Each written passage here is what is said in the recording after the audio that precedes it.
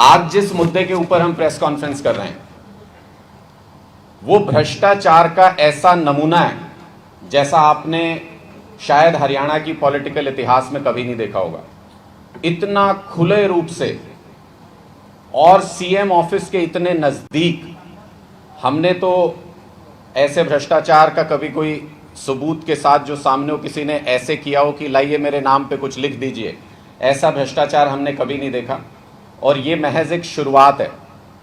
आज से हम उस श्रृंखला की शुरुआत कर रहे हैं जिसमें पिछले 8-9 सालों में जो इस सरकार ने प्रोपेगेंडा के माध्यम से एक छवि बना रखी है कि यहाँ खर्ची और पर्ची नहीं चलती, तो आज से हम उस श्रृंखला की शुरुआत कर रहे हैं जिसमें हम इनका नकाब एक एक करके उतारेंगे और इस सरकार में शामिल एक एक व्यक्ति सिर से पैर तक भ्रष्टाचार में डूबा हुआ है वो हम जनता के सामने रखेंगे कि आपके हक का कितने करोड़ों अरबों रुपया इन्होंने खाया है। इस श्रृंखला की शुरुआत हम आज कर रहे हैं। मुख्यमंत्री जी के प्रिंसिपल ओएसडी हुआ करते थे नीरज दफ्तवार जी, और बहुत बड़े प्रभावशाली व्यक्ति थे मैंने सुना। उसके बाद उन्होंने इस्तीफा दे दिया, लेकिन वो इस्तीफा क्यों दिया गया, कब दिया गया, जिस कार्यकाल में जितने दिन उन्होंने काम किया उसमें उन्होंने क्या गुल खिलाए, आज उसके डॉक्यूमेंट्स के साथ हम ये सवाल पूछना चाहते हैं कि ऐसा कैसे संभव है कि सीएम साहब के आसपास इतने महत्वपूर्ण पदों पर तैनात व्यक्ति अपने पद पर रहते हुए करोड़ों करोड़ रुपए का भ्रष्टाचार करें और उसके बारे में मुख्यमंत्री जी को जानकारी है नहीं है, उनको थी जानकारी नहीं थी, एक्शन क्यों नहीं लिया, ये सब सवाल मुख्यमंत्री जी के पाले में जाएंगे। लेकिन कितना ब्लेटेंट और खुला भ्रष्टाचार है उसका नमूना मैं आपके सामने रख रहा हूँ सिलसिलेवार तरीके से। पहले मैं आपको बता देता हूँ कि कब कब क्या क्या चीज़ें हुई। 22 फरवरी 2022 इस पूरे कांड की शुरुआत होती है, जिसमें कि 22 फरवरी को ANA रियल लॉजिस्टिक के नाम से एक कंपनी रजिस्टर हुई। इसके डायरेक्टर सिद्धार्थ लांबा और आशीष चंद्रा जी, और 22 मार्च को अपने बनने के ठीक 1 महीने बाद ये कंपनी झज्जर में 9 एकड़ ज़मीन खरीदती है। मैं एक एक करके इन सारी चीज़ों के डॉक्यूमेंट्स भी आपको दिखाऊंगा, लेकिन मैं एक बार पहले सीक्वेंस आपको बता रहा हूँ। 22 मार्च को अपने बनने के ठीक 1 महीने बाद ये कंपनी 5 करोड़ प्रति एकड़, जिसका मार्केट प्राइस आज के दिन में है, ऐसी 9 एकड़ ज़मीन खरीदती है। तो कितने की हुई? 45 करोड़ रुपए की ज़मीन। इनको वो 45 करोड़ रुपए की ज़मीन सिर्फ 2 करोड़ 73 लाख रुपए में मिल जाती है इस कंपनी को। बाकी का पैसा क्या वो भ्रष्टाचार का पैसा था? वो कैसे पे किया गया? क्योंकि बाकायदा कंपनी से वो ज़मीन खरीदी गई। अगर उस कंपनी ने इनको स्पेशल रिलैक्सेशन दिया तो किस आधार पे दिया, किस काम के बदले में दिया, उन सारी चीज़ों को स्पष्ट होना चाहिए। लेकिन उससे भी अचरज की बात कि जब 22 मार्च 2022 को ये 45 करोड़ की ज़मीन 2.25 करोड़ रुपए में इस कंपनी ने खरीदी, उसके बाद इन्होंने उसके लिए CLU अप्लाई किया। हम पहले की सरकारों में सुनते थे कि CLU का कितने बड़े बड़े भ्रष्टाचार होते थे। इस सरकार ने उन सब को पीछे छोड़ दिया है। 15 अप्रैल 2022 को CLU अप्लाई किया गया, और ये भी ध्यान रखिएगा कि उस वक्त नीरज जी अपने दफ्तर में थे, अपना काम कर रहे थे, मुख्यमंत्री जी के बेहद करीब रह के अपना काम कर रहे थे। 15 अप्रैल 2022 को ये कंपनी CLU अप्लाई करती है 9 एकड़ ज़मीन के लिए। 19 दिन के अंदर, 12 वर्किंग डेज के अंदर इनको CLU मिल जाता है। 12 दिनों के अंदर इनको CLU मिल जाता है, 12 वर्किंग डेज के अंदर, बिजली की स्पीड से। लेकिन उससे भी अचरज की बात यह है कि जिस कंपनी ने अभी 3.25 करोड़ रुपए दे के ज़मीन खरीदी थी और उस पर वो एक बिजनेस स्टार्ट करना चाहते थे पूरी प्लानिंग के साथ, उस ज़मीन को उनको अचानक लगा कि पैसे की कमी हो गई है और उन्होंने CLU मिलने से ठीक 2 दिन पहले, 4 मई को CLU मिला है, 2 मई को इन्होंने ये कंपनी बेच दी। डायरेक्टर्स चेंज हो गए इस कंपनी के।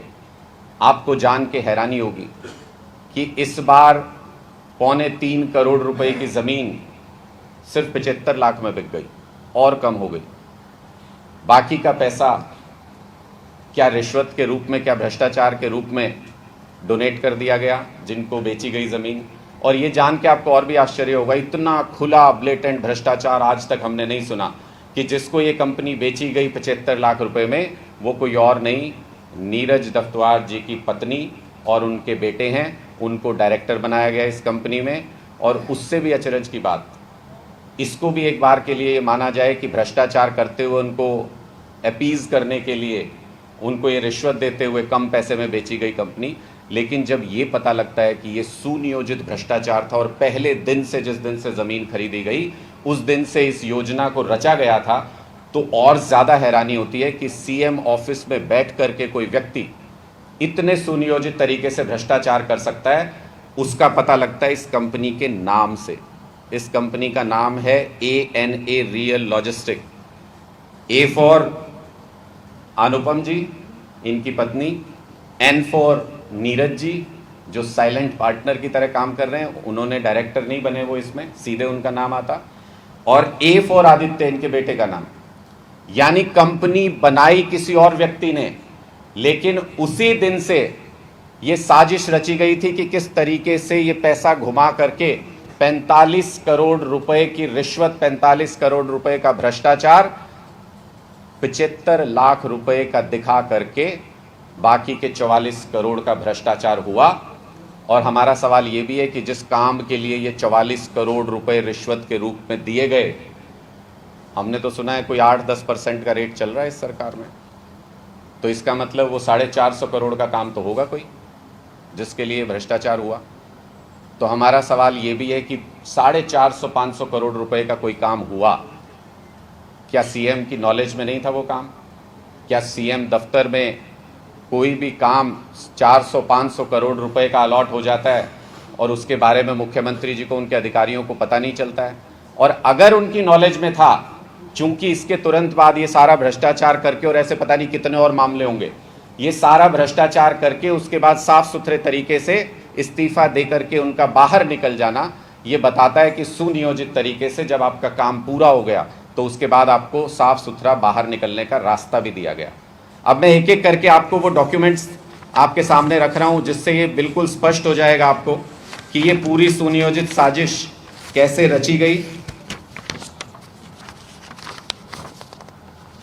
ये वो CLU डॉक्यूमेंट है जो ANA रियल लॉजिस्टिक को सिर्फ 12 दिन के अंदर दे दिया गया।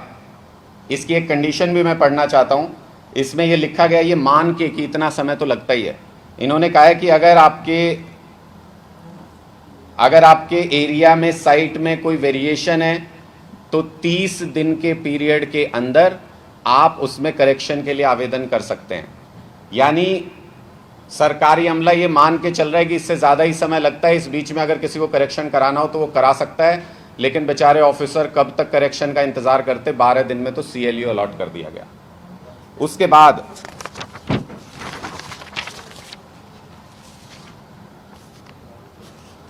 ये वो रजिस्ट्री है जिसमें 45 करोड़ रुपए की ज़मीन 2.25 करोड़ रुपए में ANA लॉजिस्टिक को दे दी गई।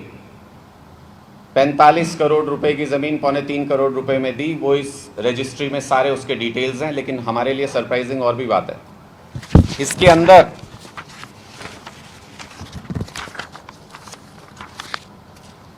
जब हम ये देखते हैं कि वो पेमेंट कैसे की गई, इस 2.25 करोड़ रुपए की पेमेंट कैसे की गई, तो महज 1 महीना पहले बनाई गई कंपनी और उसमें से 5 number check, 6 number check, 7 number check और 8 नंबर चेक सीरीज में चेक दिए गए 2.25 करोड़ रुपए के, और 1 लाख रुपए टोटल वैल्यू की कंपनी बनाई गई थी जब इसको रजिस्टर किया गया। इस कंपनी के रजिस्ट्रेशन में मेंशन है कि 1 लाख रुपए टोटल एसेट की कंपनी रजिस्टर की गई है।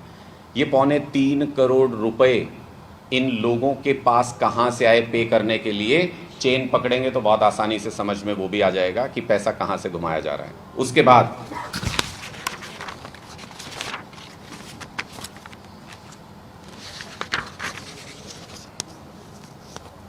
ये वो MOU है जिसके ज़रिए ANA लॉजिस्टिक को नीरज दफ्तवार जी के परिवार को हैंडओवर कर दिया गया महज 75 लाख रुपए में, वो भी कई किश्तों में, उसके भी इसमें मेंशन्ड है।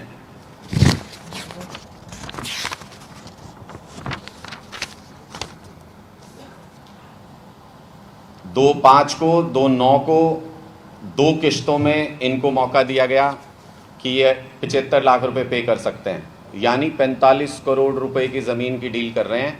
और उसको इनके लिए इतना सस्ता बना दिया गया कि 75 लाख रुपए भी जो देने हैं वो आप इतने महीनों के अंतराल पे दे सकते हैं। यानी सारा का सारा भ्रष्टाचार का पैसा सेट करके आज के दिन में 45 करोड़ रुपए की ज़मीन इनको 75 लाख रुपए में मिल गई।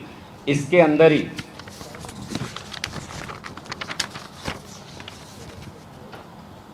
ये पहले पन्ने पे ही जो इनके वाइफ का और बेटे का नाम है, आदित्य दफ्तवार सन ऑफ नीरज दफ्तवार, इनके रेसिडेंस के साथ पूरा एड्रेस इसमें लिखा हुआ है। मुझे लगता है कोई भी सरकारी ऑफिसर इतना ब्लेटेंट नहीं हुआ होगा, और जब तक उसको पता हो कि मेरे ऊपर पॉलिटिकल हाथ नहीं है, सरपरस्ती नहीं है, तब तक इतना खुलेआम भ्रष्टाचार हो भी नहीं सकता कि अपने ही नाम सब कुछ लिखवा ले। ये वो जगह है जहाँ पे ये ज़मीन खरीदी गई है। ये एमिटी सिटी करके एक प्रोजेक्ट है जहाँ पे ये ज़मीन खरीदी गई है। आप लोगों को ये जानने में सहूलियत रहे कि इसका मार्केट प्राइस क्या है, इसलिए मैं ये डॉक्यूमेंट आपको दिखा रहा हूँ। इसमें मेंशन किया गया है कि 3 एकड़ से ऊपर अगर कोई ज़मीन खरीदता है तो मई 2022 में उसका रेट 12,000 रुपये प्रति मीटर, यानी लगभग 5 करोड़ रुपए एकड़ उसका प्राइस है। ये इस चीज़ को दिखाने के लिए, और हमने चूंकि ग्राउंड पे भी वेरिफिकेशन किया तो हम उस साइट के, उस जगह के फोटोग्राफ्स भी आपके सामने रख रहे हैं जहां ये प्रोजेक्ट है और जहां ये ज़मीन खरीदी गई है।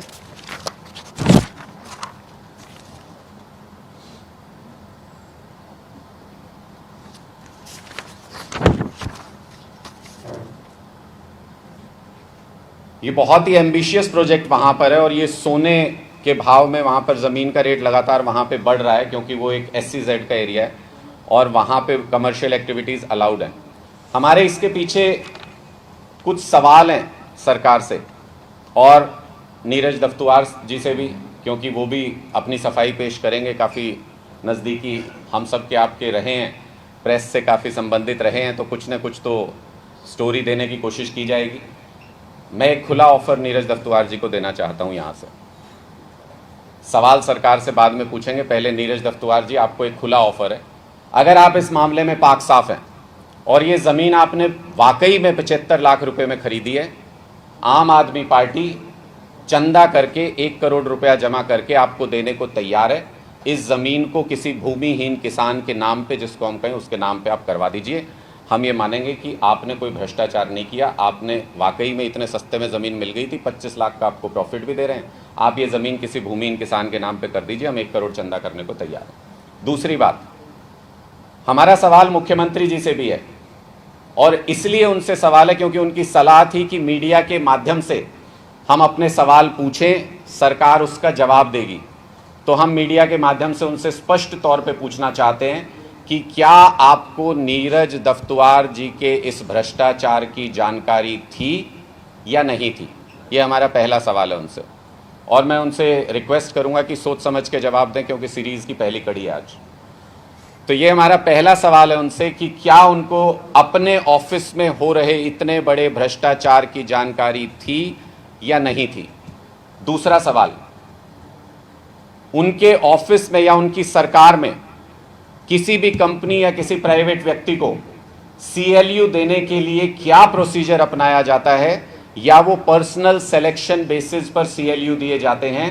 इसके बारे में सरकार को अपनी नीति स्पष्ट करनी चाहिए, क्योंकि उसी से पता चलेगा कि आखिर ये CLU 12 वर्किंग डेज में कैसे होता है। हमारे तो बिजली के बिल में करेक्शन भी दे दें तो 12 दिन में नहीं होता, ये CLU कैसे 12 दिन में होता है, उसके बारे में भी मुख्यमंत्री जी को स्पष्ट करनी चाहिए अपनी बात। तीसरी बात, ये न सिर्फ भ्रष्टाचार का मामला है बल्कि मनी लॉन्ड्रिंग का भी सीधे सीधे मामला है, पैसा इधर से उधर घुमाया गया है। तो इसमें हमारी रिक्वेस्ट है, क्योंकि ये मुख्यमंत्री दफ्तर से जुड़ा हुआ मामला है, उनके पर्सनल स्टाफ से जुड़ा हुआ मामला है, प्रिंसिपल OSD से जुड़ा हुआ मामला है, इसलिए राज्य सरकार इसमें कोई भी किसी तरह की जांच सही तरीके से नहीं कर सकती। इसलिए हमारी मांग है कि सीबीआई और ईडी को चार्ज लेना चाहिए और इस मुद्दे में मनी लॉन्ड्रिंग के मामले की और भ्रष्टाचार के मामले की जांच करनी चाहिए और कौन कौन राजनीतिक रूप से इसमें शामिल हैं उनका भी पता करना चाहिए सीबीआई को और ईडी को, क्योंकि ऐसा ये अकेला मामला है ये अभी हमें समझ नहीं आ रहा है। हमारे पास कुछ और जानकारियां हैं जिसमें बहुत सारे और ऐसे मामले इस कार्यकाल में हुए हैं और बहुत सारे और शिकायतकर्ता इस मामले में शिकायत कर रहे हैं।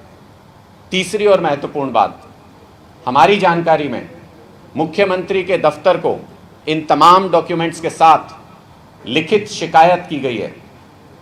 क्या मुख्यमंत्री ने उस शिकायत का संज्ञान लिया है? क्या मुख्यमंत्री ने वो शिकायत पढ़ी है? क्या उन तक ये शिकायत पहुंचने दी गई है या फिर उन्होंने इस शिकायत की फाइल को दबा दिया है? कृपया मुख्यमंत्री जी स्पष्ट करें, हमारा उनसे सीधे तौर पे ये सवाल है। इसके बाद मुख्यमंत्री जी के कई अधिकारियों पर अलग अलग समय पर इस तरीके के आरोप लगते रहे हैं। हम लोगों ने एचपीएससी का मामला भी देखा, हम लोगों ने ये भी देखा, हमने सीएम सिटी के अंदर तहसील के मामले भी देखे कि किस तरीके से भ्रष्टाचार में तमाम लोगों के नाम आए।